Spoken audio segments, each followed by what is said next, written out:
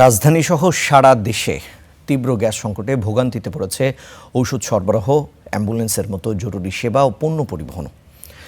অন্যদিকে ব্যক্তিগত ও ভাড়ায় চালিত গাড়ির চালকরাও পড়েছেন দুর্ভোগে। রূপান্তরিত প্রাকৃতিক গ্যাস কর্তৃপক্ষ বলছে, আগামী ৪-৫ দিনের মধ্যে মহেশখালীর এলএনজি টার্মিনাল মেরামত হবে। এখন বিদ্যুতের কেবল পরিবর্তনের কাজ চলছে। রাজধানীর তেজগাঁওয়ে একটি সিএনজি ফিলিং স্টেশনের সামনে গ্যাসের জন্য দীর্ঘ অপেক্ষায় একাধিক ফার্মাসিউটিক্যালস কোম্পানির ওষুধ সরবরাহের গাড়ি। চালকদের সঙ্গে কথা বলে জানা গেল, ভোর থেকে ৭-৮ ঘন্টা অপেক্ষার পর ফেরত গেছে আরও অন্তত ২০টি গাড়ি। গ্যাস না পেয়ে তেলের ওপরই ভরসা, এতে বাড়ছে পরিবহন খরচও।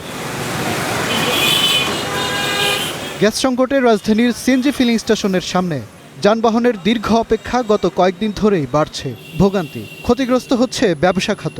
আমি সকালবেলা গ্যাস পাইলে এতক্ষণ যে কোনো একটা হাসপাতালে দেখা যাচ্ছে প্রোডাক্ট দিতাম, ওখানে কাজ শেষ করে তারপরে অফিসে আসতাম। গ্যাস নিয়ে আমার ডেলিভারি কাজ করতে হয়, এখন এই যে আজকে এই পর্যন্ত আইসি, গ্যাস পাই নাই। ফিলিং স্টেশন কর্তৃপক্ষ ও কর্মীরা বলছেন, গত কয়েকদিনে পরিস্থিতির কোনো উন্নতি হয়নি। গ্যাসের চাপ না থাকায় ডিসপেন্সার বন্ধ রাখছেন তারা। এই সপ্তাহ থেকে আপনার একবারে আসে না, পুরো ৮ দিন ধরে আজকে আসতে না।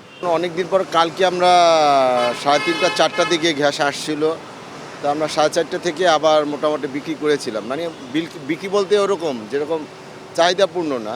এদিকে রূপান্তরিত প্রাকৃতিক গ্যাস কর্তৃপক্ষ আরপিজিসিএল এর এলএনজি টার্মিনালের দায়িত্বরত কর্মকর্তা জানান, ক্ষতিগ্রস্ত বৈদ্যুতিক কেবল পরিবর্তনে কাজ করছে কয়েকটি দেশের বিশেষজ্ঞরা। সময় লাগবে আরও 4-5 দিন।